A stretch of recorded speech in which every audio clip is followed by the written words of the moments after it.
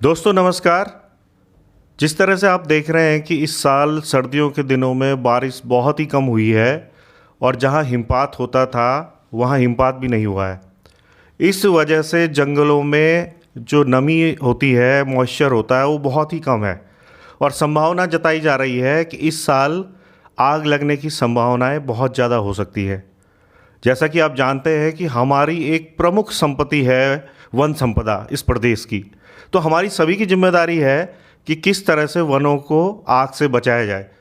अगर हम वनों को आग से बचाते हैं तो न केवल हम पर्यटन का जो हमारा उद्योग है उसमें बढ़ोतरी की हमारी जो संभावना होती है वो और बढ़ जाती है।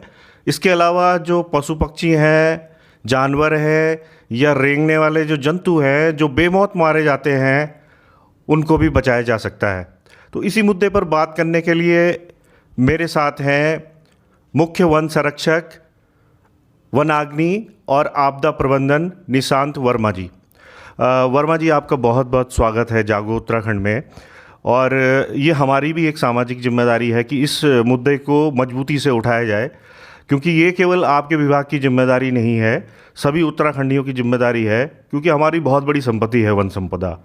तो जिस तरह से बारिश नहीं हुई इस साल, तो क्या खास तैयारियां हैं आपकी इस साल की भाई जो ये आग लग जाती है जगह जगह, इसको रोका जाए, लोगों को अवेयर किया जाए कि कम से कम आग लगे।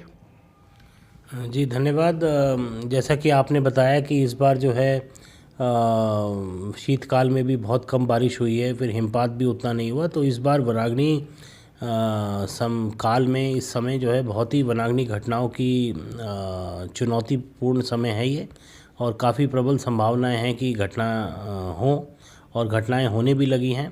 तो हमारी 3-4 चीज़ें हम लोग जो है इसमें कर रहे हैं नियंत्रण के संबंध में। सबसे पहले तो ये है कि फायर सीज़न से पहले, जो हमारा फायर सीज़न से पहले का समय था, उसमें हम लोगों ने विभिन्न प्रकार के प्रशिक्षण जो है अपने अधिकारी कर्मचारियों को दिए हैं, जिसमें उन्होंने किस प्रकार से आग बुझानी है, किस प्रकार से फायर की अगर इंसिडेंट्स होता है तो उसकी सूचना देनी है, किस प्रकार से वायरलेस संयंत्रों को और अपना और जो संसाधन हैं उनको सही रखना है, उसके बारे में सभी डिविजन्स में के कर्मचारियों को प्रशिक्षण दिया गया है। फायर रिपोर्टिंग के बारे में भी।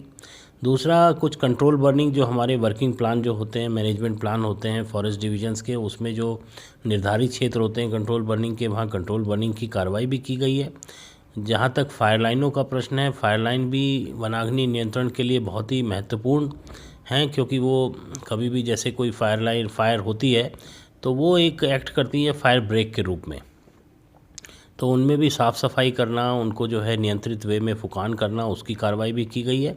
बाकी अब वर्तमान में हमारा वनाग्नि सीज़न जो है प्रारंभ हो गया है, तो इसमें इस तरह से कार्रवाई कर रहे हैं कि हमारे पास जो भी सैटेलाइट के माध्यम से अलर्ट आते हैं, तत्काल हमने अपने व्हाट्सएप ग्रुप बना रखे हैं, ईमेल के माध्यम से, व्हाट्सएप के माध्यम से अलर्ट्स उनको भेजते हैं, और उन पे फिर हम लोग ये उन्हें बताते हैं कि आप उसको ग्राउंड में वेरीफाई करिए, आइडेंटिफाई करिए, और जहाँ आग है वहाँ पे तुरंत पहुँचिए, और रिस्पांस टाइम जो है कम से कम होना चाहिए। जनरली लोग फ़ोन करते हैं गांव से कि आग लग गई है, तो वहाँ पे दिक्कत ये आती है कि कई बार ये कन्फ्यूजन क्रिएट हो जाता है कि आग रिजर्व फॉरेस्ट में लगी है या सिविल का फॉरेस्ट है या वन पंचायत का फॉरेस्ट है या राजस्व का वन क्षेत्र है। तो जिम्मेदारी एक दूसरे पर डालने की कोशिश होती है विभागों के द्वारा, क्योंकि देखिए संपत्ति तो हमारी सभी की संपत्ति है, प्रदेश की संपत्ति है, तो सबकी जिम्मेदारी है। तो इससे कैसे बचा जाए कि जो जिम्मेदारी एक दूसरे पर डाल दी जाती है और आग लगाने की जो जिम्मेदारी है वो बोला जाता है कि वो लगा बुझाएंगे उस आग को, तो ये समस्या ना आए, इसके लिए क्या किया जा रहा है? इसके लिए ये किया था कि जो हमने यहाँ से उच्च स्तर से भी हमारे PCCF ऑफ महोदय साहब के द्वारा भी, और वैसे भी हमारे द्वारा भी जो है कई बार ये बताया गया है कि इसको जो है ये नहीं समझेंगे कि मेरा एरिया या इसी किसी और का एरिया। जिस भी ग्रामीण के द्वारा या स्थानीय स्तर पे किसी भी प्रकार से किसी वन कर्मचारी को, अधिकारी को सूचना मिलती है, वो त्वरित रूप से उसको बुझाने के लिए अपनी टीम को जोड़े और वहाँ पर जो है जाए। और दूसरा, हम लोगों ने ये भी किया है कि जो हमारे क्रूज स्टेशन है, क्रूज स्टेशन में जो हमारे क्रूज स्टेशन इंचार्ज का नंबर है या उसके और जो टीम के मेंबर्स हैं उनके नंबर हैं, वो गांव में दिए हैं, गांव में देने के लिए निर्देशित किया है, और वो दिए भी जा रहे हैं। इसी प्रकार से जो है उनके पास गांव वालों के भी जो वन पंचायत के सरपंच हैं या ग्राम प्रधान है, बीडीसी मेंबर हैं, उनके तो आपस में साझा करेंगे नंबर। तो जैसे ही कोई सूचना मिलेगी तो वो भी उनको तुरंत क्रूज स्टेशन पे पहुंच जाएंगे। तो इस तरह की व्यवस्था हमने रखी है। बाकी हमने एक उसके लिए क्या है कि एक वनाग्नि हमारा वो जो हमारा फॉरेस्ट का मुख्यालय है, वन मुख्यालय, उसमें भी हमने एक state forest fire control room बनाया है जो कि 24 घंटे जो है संचालित है। यहाँ पे भी किसी भी स्तर से हमारे पास जो है हमने नंबर भी उनके साझा किए हैं विभिन्न समाचार पत्रों में और जगह भी। तो हमें भी कोई भी सूचना मिल रही है तो हम तत्काल फील्ड स्तर पे जो है उसको सूचना कर रहे हैं। दूसरा एक चीज़ और मैं कहना चाहूँगा इस बार कोशिश हमारी है कि जो हमारे स्थानीय ग्रामीण हैं, हमारी जो जन सहभागिता को हम किस प्रकार से सुदृढ़ कर सकते हैं उस पर हम कार्रवाई कर रहे हैं। और कुछ प्रोत्साहन धनराशि देने का भी प्रावधान इस बार जो है रखा गया है समितियों को। ऐसी समितियां चीड़ बाहुल्य वन प्रभागों में बनाई गई हैं जहां पर जो है चीड़ के संवेदनशील वन हैं और उसमें जो है ग्राम प्रधान की अध्यक्षता में समिति बने और उसको जो है इंसेंटिव दिया जाए ताकि वो लोग भी बढ़ चढ़ के जो है वन विभाग के साथ में वनाग्नि को नियंत्रित करें। जहाँ प्रोत्साहन की बात है वहाँ दूसरी ओर पनिशमेंट भी होना चाहिए, क्योंकि सभी को पता है कि बहुत बड़ा नुकसान होता है। मैं तो इसे एक बड़ा आपराधिक कृत्य मानता हूँ कि एक मर्डर जैसा कृत्य है, क्योंकि कई जानवर मारे जाते हैं, वनस्पतियाँ खराब होती हैं। तो पनिशमेंट क्या है? अगर कोई पकड़ा जाता है आग लगाते हुए तो उसको पनिश करने के लिए क्या व्यवस्था है? इसमें ये भी निर्देश जारी किए गए हैं कि कई बार देखा गया है कि शरारती तत्वों के द्वारा भी जो है वनाग्नि की आग लगाई जाती है।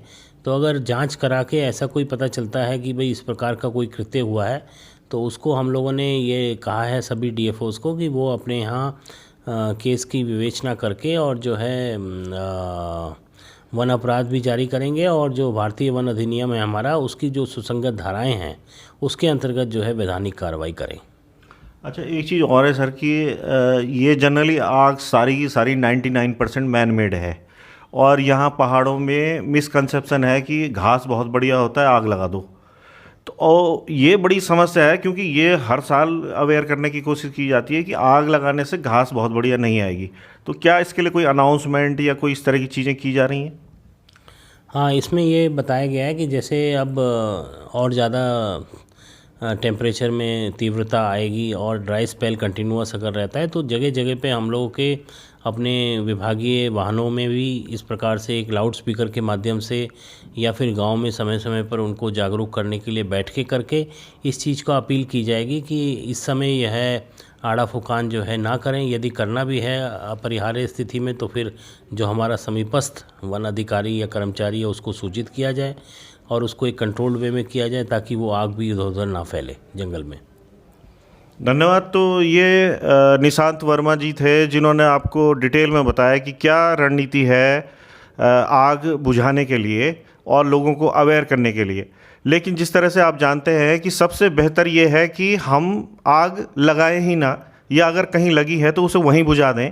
तो ये सबसे बढ़िया तरीका है कि precaution is better than cure, मतलब बीमारी को पैदा ही ना होने दें। और ये आग लगाने की बीमारी तो हमारी खुद की पैदा की हुई है, इंसानों की पैदा की हुई है। तो अगर हम इस बात को समझ जाएं तो हम अपने पर्यटन प्रदेश को और खूबसूरत बना सकते हैं। और जितने हमारे जीव जंतु हैं, वनस्पतियां हैं और छोटे रेंगने वाले जंतु हैं जो कि निरपराध मारे जाते हैं, उनको भी बचा सकते हैं। जागो उत्तराखंड के लिए देहरादून से आशुतोष नेगी।